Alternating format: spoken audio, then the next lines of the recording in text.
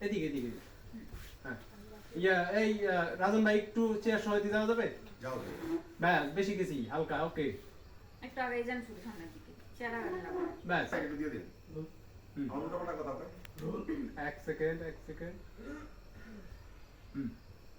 ভিতরে লাইটটা কমাও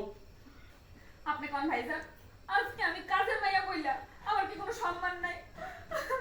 এই তোরা কি কইছস কি কইছস আমার জানা তাই বলে অপমান করে আমি একটা কাজের মাইয়া কইলা আমার কি সব অপমান সহ্য করা লাগবো আমি আমি আর এর একটা ভিত চাই আমি আপনার বিরুদ্ধে মানহানির মামলা করব